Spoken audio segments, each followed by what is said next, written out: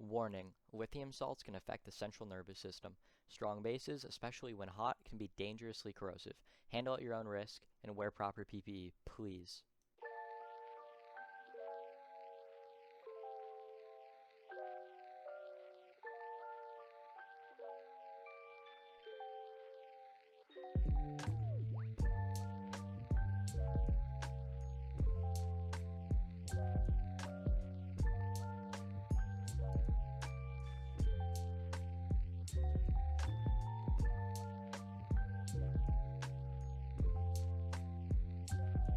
Hey guys, I haven't uploaded in a while, so today I'm back at it with a pretty cool video. I decided to take my lithium chloride and lithium sulfate that I had lying around and convert it all to lithium carbonate. It's really interesting. It's a mood stabilizing drug that's used to treat bipolar disorder. I'm going to be using it to easily convert to other lithium salts in the future as I need them. So without further ado, let's get into it.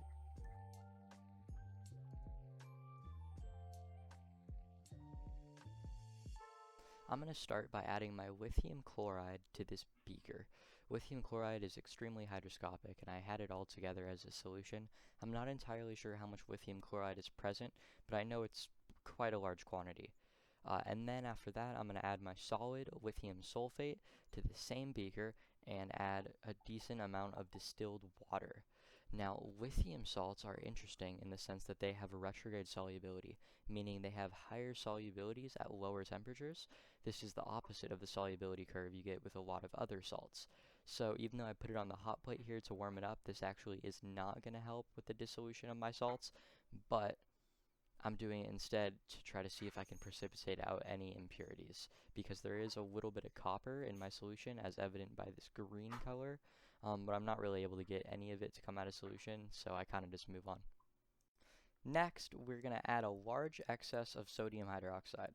Since we boiled this solution, it'll dissolve in pretty quickly, and this, through a double displacement reaction, will enable our lithium sulfate and lithium chloride to become lithium hydroxide. This is important because only our lithium hydroxide can be converted to lithium carbonate in the method we are choosing. The addition of sodium hydroxide will also enable insoluble impurities like copper hydroxide or copper oxides when heated to precipitate. So that will help kind of clean up our solution just a little bit more. During the addition of sodium hydroxide, you might need to add a little bit of excess water. This is okay as lithium hydroxide, compared to other alkali metals, has a really low solubility of its hydroxide and carbonate in water.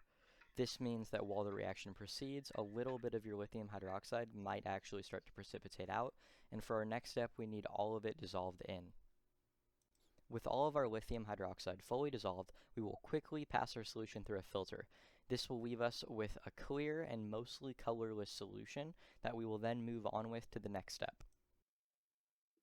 Alright, I'm back. I don't know what the fuck's going on, but I ripped both my gloves, and this has just been a nightmare. But anyways, so now that we have the setup right here, you guys can kind of see that. I'm going to add a little bit of 1 molar sulfuric acid to this separatory funnel up top, and then I'm going to have a hose attached to this gas outlet that bubbles into our solution. So I'm going to get everything set up, and then I will come back and show you guys it all working. Oh my god, after, I kid you not, 10 minutes of struggling, I was able to figure out how to set up, duct tape to fucking keep the tube in. Because the pressure from the CO2 being generated kept pushing the tube out, so it was going flying and almost knocking over the beaker. But now I've got it at a pretty decent drip rate. There's a pretty decent amount of carbon dioxide being evolved. I might actually slow the sulfuric acid addition just a little bit, but I mean, it looks like it's going, if we want to look at it a little bit better.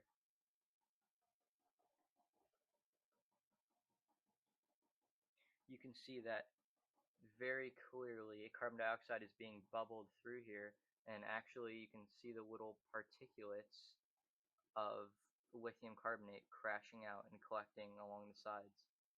It's really interesting, actually. And just to keep this hot, I might, I'll keep the hot plate off for now, because I don't want to melt any of the duct tape or anything. But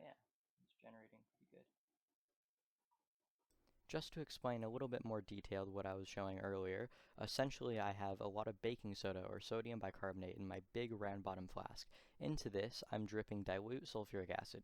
This is very similar to the classic baking soda and vinegar experiment you may have done in school, when you react a dilute or any kind of acid in general with a bicarbonate salt, you get evolution of carbon dioxide gas. This carbon dioxide gas then bubbles through my solution and through a set of somewhat complicated reactions is able to react with my lithium hydroxide and turn into insoluble lithium carbonate. As a byproduct, it also forms water.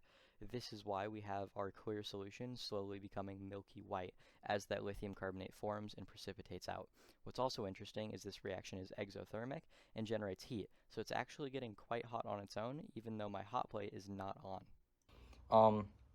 But here's my flask, or my beaker rather, and you can see that there's a pretty decent amount of lithium carbonate kind of just on the tube there, and there's even more settled out at the bottom. And what I find really interesting is the solution actually got really hot. This hot plate is not on. So supposedly carbon dioxide reacting with lithium and sodium hydroxide is exothermic. So we know that reaction is proceeding because the solution got very hot. And then also, if we get some litmus paper from right here, bam, as you can see, plain litmus paper, put that right there. Just gonna dip this stir rod in there.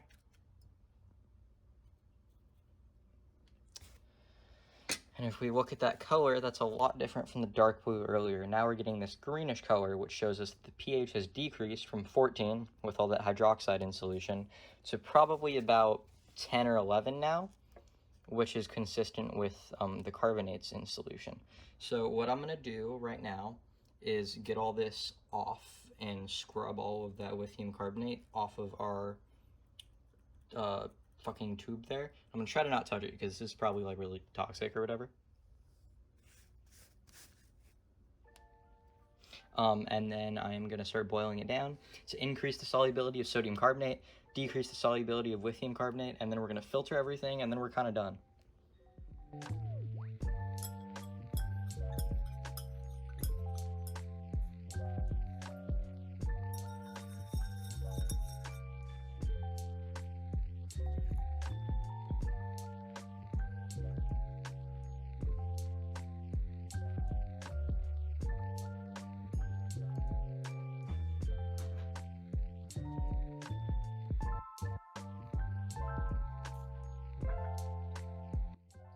After allowing this to kind of filter and dry out a little bit, it's pretty much mostly dry. There's definitely a little bit of isopropanol in it still from washing it, and definitely a little bit of water. So what I'm going to do is I'm going to put it in my desiccator. What this is anhydrous calcium chloride, with a paper towel over it, and I'm just going to fold up and put my filter up there. And then once it's dry, I'll be able to take it out and put my lithium carbonate in a separate container. So I'm going to go ahead and do that. At this point, you probably don't need to be wearing gloves. Aqueous lithium salts are pretty bad to handle, and you don't want to consume anything lithium, but lithium carbonate insoluble is pretty reasonably safe to handle.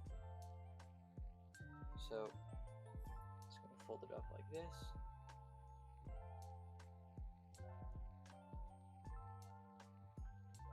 Put it in there like that.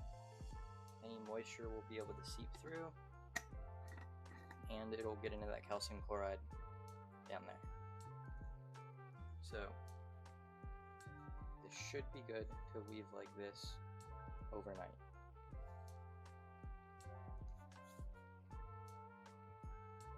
After a 24-hour desiccation of our lithium carbonate products, we're left with a clean, white, dry, fluffy powder of our mostly pure lithium carbonate.